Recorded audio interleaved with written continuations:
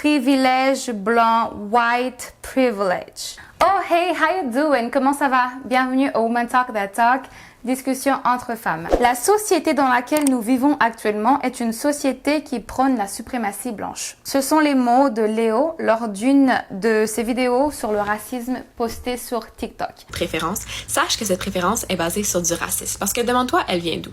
Ok, il y a une caractéristique que t'aimes pas, mais pas tout le monde dans un même groupe ethnique a toutes les mêmes caractéristiques. Donc cela m'a donné donc la curiosité d'avoir une discussion avec cette jeune femme, Léo, qui a accepté de discuter avec nous sur ce sujet du privilège blanc. On se retrouve juste après l'intro. Woman Talk That Talk, discussion entre femmes, un endroit 100% dédié à la femme. Ici, on aborde tous les sujets qui nous concernent. Et oui, surtout les sujets tabous. Le but, libérer la parole, nous élever, nous affirmer, nous inspirer et bien plus encore. Pourquoi? Parce que nous avons des choses à dire. Bienvenue!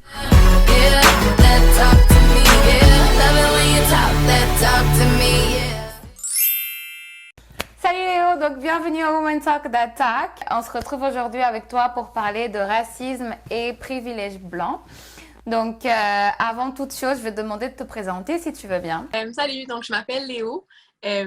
Je suis québécoise, je viens de graduer un bac en développement international à McGill et je suis encore étudiante parce que je commence un deuxième bac en droit à l'Université de Montréal. Je fais des vidéos sur TikTok, je parle de sujets variés, mais surtout des sujets reliés au racisme, au sexisme, à l'islamophobie, la xénophobie, toutes les phobies. Qu'est-ce qui t'a motivé à faire des vidéos sur le racisme?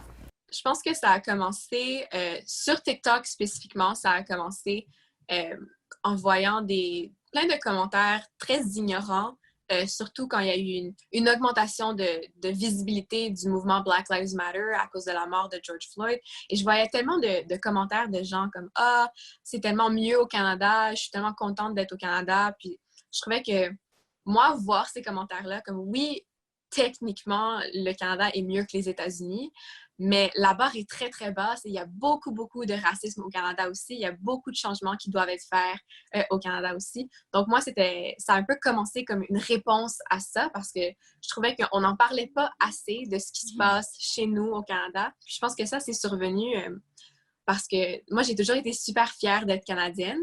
Puis après, le plus que j'en apprenais, le plus sur l'histoire du Canada et le plus je parlais à des Canadiens qui ne sont pas blancs, le plus je réalisais, OK, le Canada, c'est pas si merveilleux que ça pour tout le monde. Et donc, tu m'as dit que tu fréquentais aussi tu avais des amis noirs, je suppose, si je me trompe. Oui. Oui, donc des amis noirs. Juste un exemple basique où genre, vous allez magasiner et puis on regarde toujours le noir, voir ce qu'il fait ou des choses comme ça avec beaucoup, beaucoup d'attention. Est-ce que des choses comme ça, tu te rends compte ou c'est eux qui te disent « Ah, tu sais quoi, tout à l'heure, on m'a regardé comme ça parce que j'étais noire, parce que… » Au début, je m'en rendais pas compte.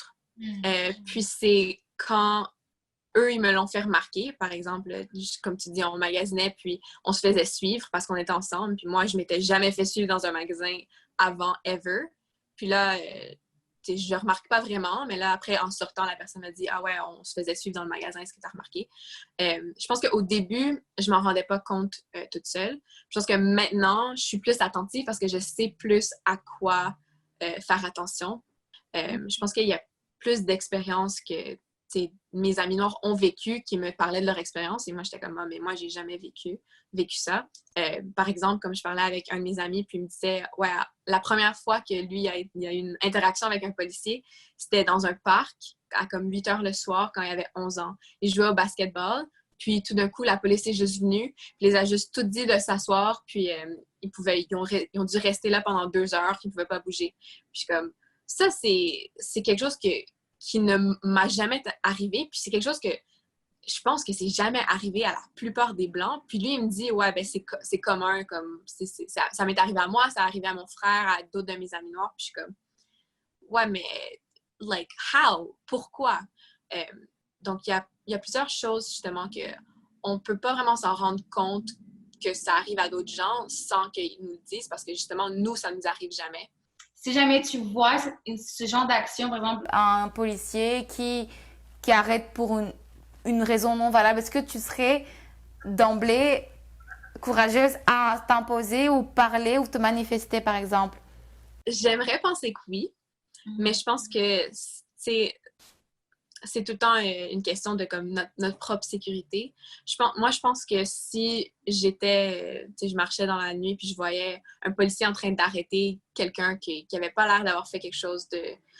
Je pense que si je vais pas parler au policier, la moindre des choses, c'est juste rester là et observer ce qui se passe, peut-être même filmer, juste au cas que quelque chose arrive. Parce que je pense que, tu sais, il y a des moments où il n'y a rien de mauvais qui va arriver. Ben, rien de mauvais, OK. Peut-être que cette personne s'est fait arrêter pour quelque chose que moi, j'aurais fait et que je ne me serais pas fait arrêter. Donc, par définition, c'est mauvais. Mais ce que je veux dire, c'est peut-être que cette personne-là, elle ne va pas se faire battre ou il n'y aura pas quelque chose de comme dangereux. Mais je pense que si moi, je peux être là et juste être présente, juste faire en sorte que ce policier sait qu'il est observé, donc de faire très, très attention à ce qu'il fait, je pense que ça peut être une façon d'intervenir pour supporter cette personne-là, puis tout en s'assurant que moi aussi, je reste en sécurité. Malheureusement, c'est un gros problème dans la police, comme c'est très vrai qu'il y a beaucoup, beaucoup de racisme chez les policiers, qu'il y a du profilage racial qui a lieu. C'est dommage, puis c'est pas quelque chose qu'on est très conscient en tant que Blanc. Tu vois, moi, ce que j'apprécie de cette discussion, c'est qu'il n'y a pas de gêne de parler de ça. Il n'y a pas de... Parce que beaucoup de fois, lorsque tu essaies d'avoir ce genre de discussion avec des Blancs, c'est souvent « Ah non, mais vous en faites trop. Ah, c'est pas si grave que ça. » Ou alors « Toutes les vies importent. Et c'est là genre « Ok. » Il y en a plein qui refusent juste d'en parler, tu vois, qui disent « Non, mais ça n'existe plus, c'était avant. Ça a changé. » Donc, c'est quand il y a ce genre de barrage, c'est sûr que tu peux pas faire quelqu'un, même si on sait que la société, elle prône donc ce racisme systémique, le privilège blanc, la suprématie blanche et tout. Donc toi, une fois que tu es en position là-haut et que tu refuses de regarder, même pas de descendre, juste regarder ce qui se passe en bas, c'est sûr que tu peux pas faire avancer les choses, tu vois. Moi, je trouve ça hyper intéressant que toi, tu sois vraiment... bah écoute, ouais, alors il y a le racisme, oui, bah il y a le privilège, oui, je suis blanche et je sais qu'il y a des désavantages par rapport aux autres races, notamment les personnes noires. Ouais. Je pense que c'est difficile pour beaucoup de personnes blanches de parler de ça de racisme, parce qu'elles le prennent comme une attaque personnelle. Puis je pense qu'il faut arrêter de voir le racisme d'une façon binaire. C'est pas raciste, mauvaise personne, pas raciste, bonne personne. Le racisme est beaucoup, beaucoup plus compliqué que ça.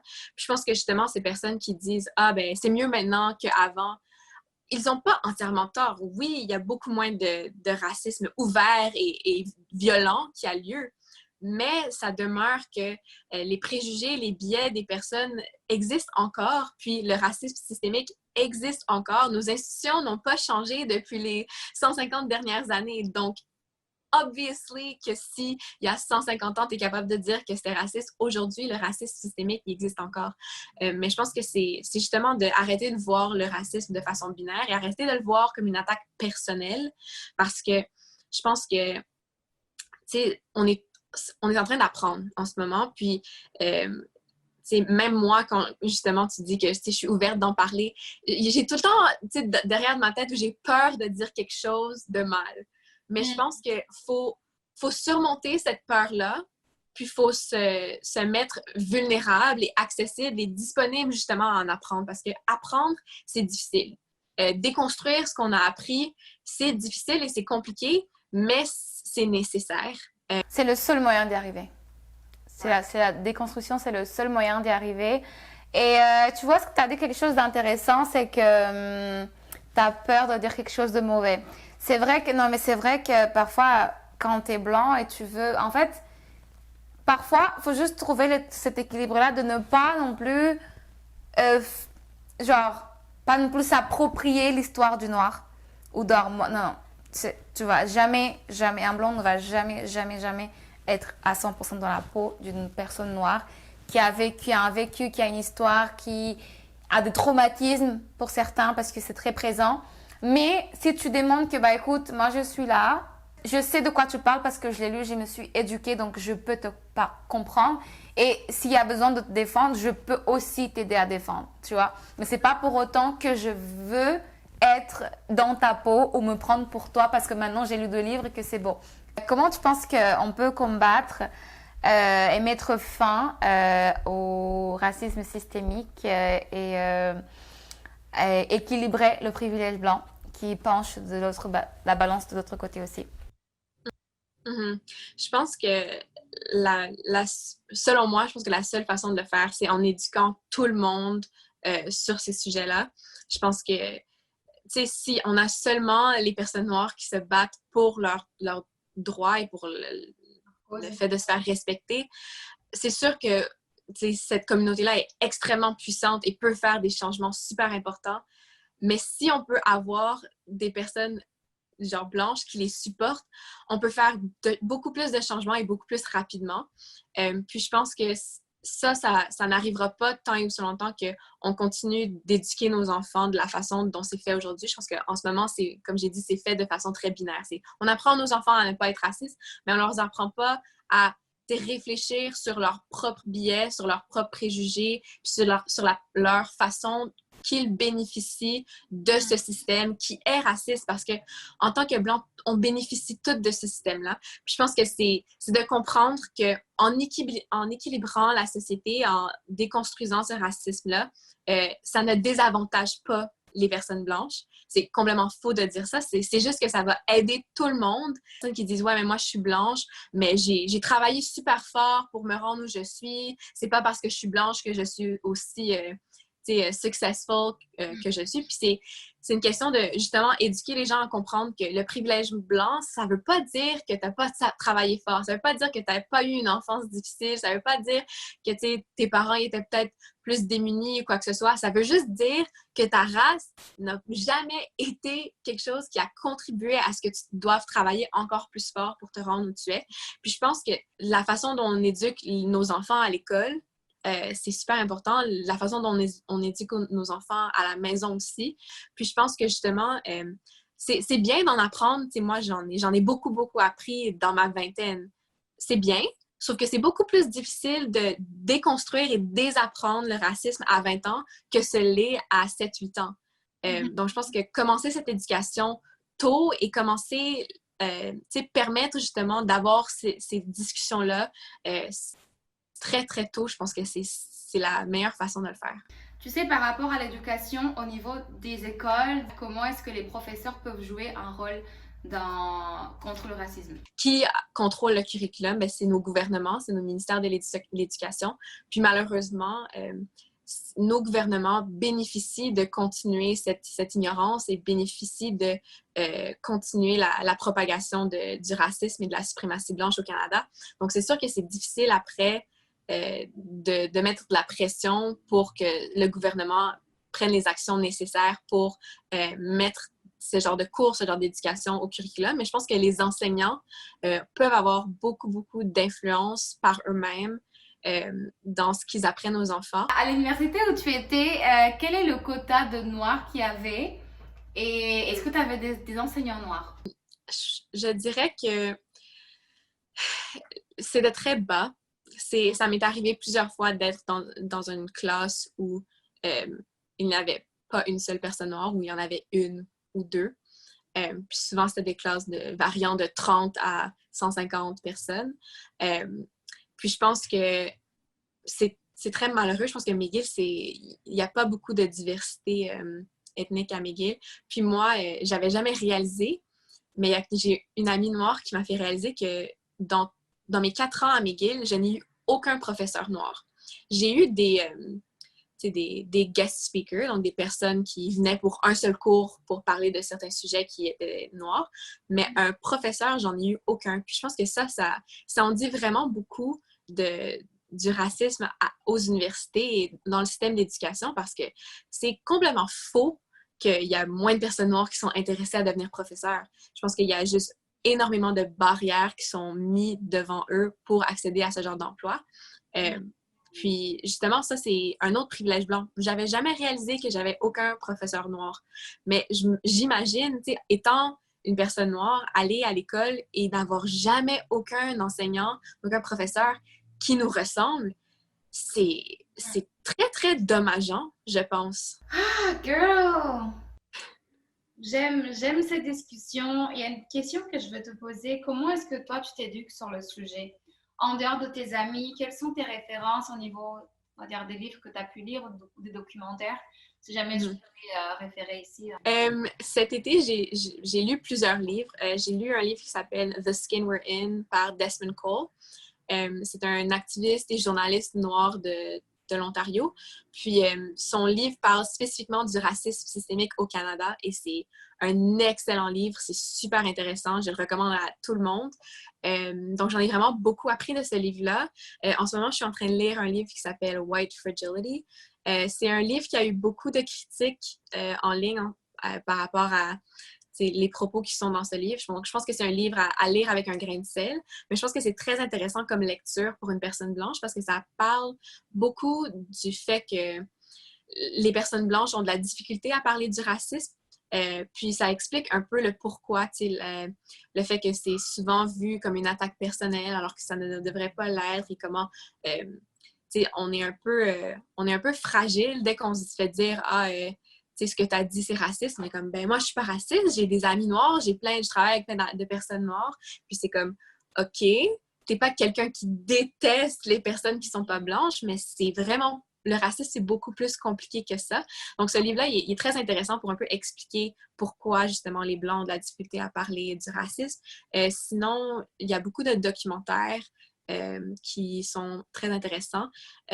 J'ai vu 13th sur Netflix qui parle justement aux États-Unis spécifiquement. Donc ça, c'était extrêmement puissant comme documentaire. Et je pensais que j'étais quelqu'un qui en savait beaucoup sur le sujet et j'ai tellement appris de choses. Sinon, je trouve que les réseaux sociaux aussi, c'est une excellente source d'information. J'ai tellement appris juste à commencer à justement suivre sur les réseaux sociaux des activistes, des personnes noires qui publient leur expérience ou qui publient de l'information. Puis juste parler avec des gens. On ne peut pas apprendre en restant dans notre petite bulle de toutes les gens qui nous ressemblent parce que il n'y aura pas toutes les mêmes expériences. Est-ce que tu as ce genre de discussion avec ton entourage, ta famille? Oui, donc j'essaie d'en parler le plus souvent possible. J'en parle beaucoup avec ma mère. Je pense que j'ai un peu reçu cette passion pour les droits humains d'elle. Donc, on a souvent des conversations par rapport à ça. On s'envoie des articles qu'on a vus en ligne. Des fois, on regarde des films, des documentaires ensemble. Donc, j'en parle vraiment beaucoup avec ma mère. J'essaie d'en parler avec mon frère aussi, mais il n'habite pas avec moi, donc c'est un peu plus difficile. Mais j'en parle vraiment autant que je peux. J'en parle aussi souvent avec ma grand-mère, avec des tantes proches. C'est sûr qu'il y a certains proches que c'est plus difficile d'en parler parce que c'est la famille éloignée, donc je les vois pas très souvent. Puis là, les seules fois qu'on se voit, c'est dans des soupers de famille, donc ça peut devenir un peu plus difficile d'avoir ce genre de conversation-là. Mais je pense que c'est important de justement avoir des conversations peut-être plus un à un. Donc, si tu as une tante qui fait certaines blagues ou certains commentaires un peu plus racistes, ben là, il n'y a rien qui t'empêche de demander « Hey, on s'en va prendre un lunch puis, pour discuter. » Puis là, tu amènes subtilement ce sujet-là. Donc, je pense que ça, c'est important de le faire. Mais oui, j'en parle souvent avec mes amis, même en date. Donc, souvent, avant même d'accepter d'aller en date avec quelqu'un, je vais leur demander certaines questions. Comme en ce moment, je leur demande qu'est-ce que tu penses du mouvement Black Lives Matter? Parce que s'il me dit je trouve que c'est vraiment un bon mouvement, mais c'est un peu trop intense. Là, je sais que c'est peut-être pas quelqu'un avec qui je vais connecter tant que ça. Ou quelqu'un qui me dit « Ah, c'est vraiment un bon mouvement aux États-Unis, mais c'est pas vraiment pertinent au Canada. » Là, je me pose un peu plus de questions par rapport à ses connaissances sur le sujet. Tu avais dit quelque chose que j'avais trouvé intéressant sur une de tes vidéos. C'était les gens en date, les gens qui disaient « Ah, mais moi, je sors pas avec les Noirs parce que... » Je sors pas avec... Comment est-ce que toi, t'arrivais à comprendre que ça, derrière, il y avait une pensée raciste qui parfois pourrait être inconsciente? Personnellement, j'ai tout le temps fréquenté, été intéressée par des personnes, peu importe leur ethnicité. Mais j'ai souvent eu des conversations avec des amis, justement, qui étaient comme « Ah ouais, moi, comme j'ai seulement fréquenté des Blancs. » Puis j'ai tout le temps demandé comme ouais mais pourquoi, puis des fois c'est comme ah ben ça a juste à donner comme ça, des fois c'est comme ah ben je suis juste pas attirée envers des personnes qui ne sont pas blanches, puis je pense que c'est facile de dire « Ah, ben c'est juste une préférence », que c'est juste une préférence.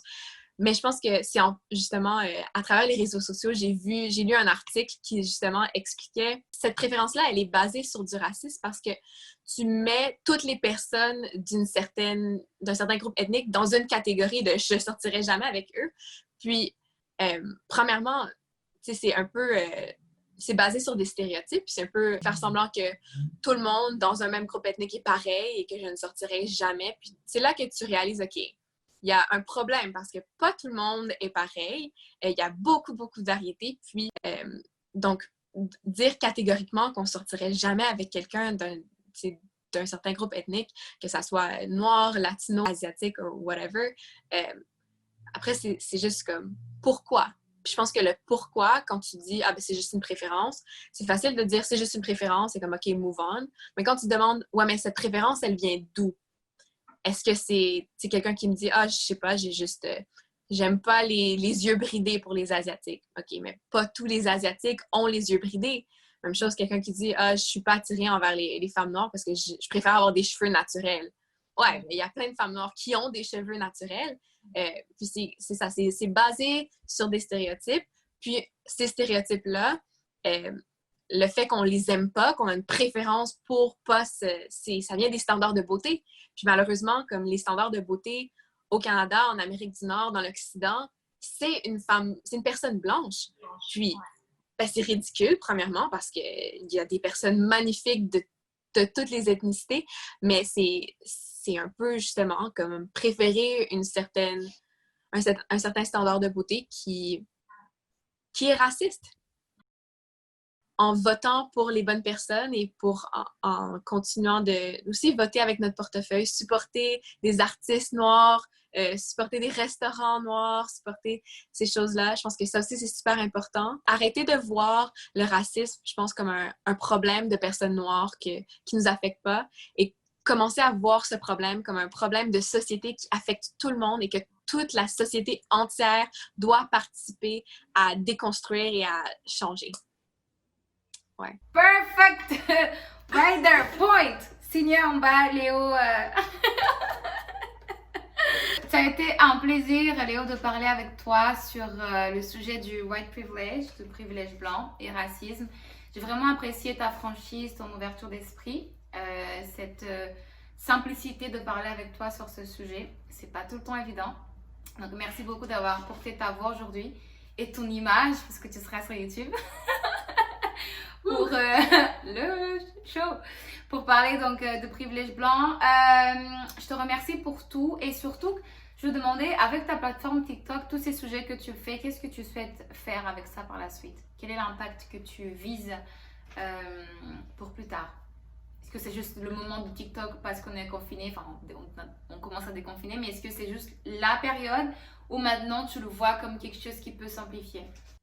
Je pense que c'est quelque chose qu'au début, j'ai commencé un peu comme pour le plaisir et un peu pour essayer de voir ce que moi je pourrais faire de positif, qu'est-ce que je pourrais faire pour supporter la cause, parce que je pense que, au-delà de juste poster des ressources sur mon Instagram, puis faire de l'activisme, en postant un petit carré noir et en disant absolument rien du tout après ça, je pense que moi, sur mon Instagram, la plupart des gens qui me suivaient déjà sont des gens qui avaient les mêmes genres d'idées que moi. C'était des personnes que je connaissais de l'université, de l'école et qui ont des idées similaires à les miennes. Donc, moi qui partageais cette information-là, je pensais pas que ça pouvait faire tant de changements que ça. Puis sur TikTok, je me suis un peu rendu compte que la magie de cette plateforme, c'est que ça peut atteindre des milliers, des millions de personnes et des personnes qui sont peut-être pas exposés à ce genre d'informations avant. Je pense que, ouais, c'est ça. Au début, c'était juste pour le plaisir. Maintenant, je pense que c'est quelque chose que je veux continuer de faire. Puis si je peux juste faire en sorte qu'il y a certaines personnes blanches qui écoutent ce que je dis et qui réussissent à comprendre, parce que je pense que des fois, c'est peut-être plus facile pour une personne blanche de l'entendre de la bouche d'une autre personne blanche parce que c'est peut-être moins perçu comme une attaque. Donc, je pense que si moi, je peux juste aider à éduquer puis à informer certaines personnes blanches, moi, je pense que je suis vraiment heureuse de ça. Puis je pense que c'est du travail qui va être fait petit à petit, mais qui peut avoir des conséquences vraiment énormes et très positives. Donc, c'est ce que j'essaie de faire. Merci à vous d'avoir regardé cet épisode ici sur YouTube ou écouté sur podcast. Donc, on s'abonne. Comme d'habitude, on laisse vos commentaires. Partagez la vidéo au max à toutes les personnes qui pourraient être intéressées de connaître, d'apprendre et d'avoir cette prise de conscience sur le privilège blanc et sur le racisme systémique. Ma chère Léo, je vais te quitter. Enfin! Je vais te laisser aller te reposer. C'est vraiment incroyable de parler. Merci beaucoup.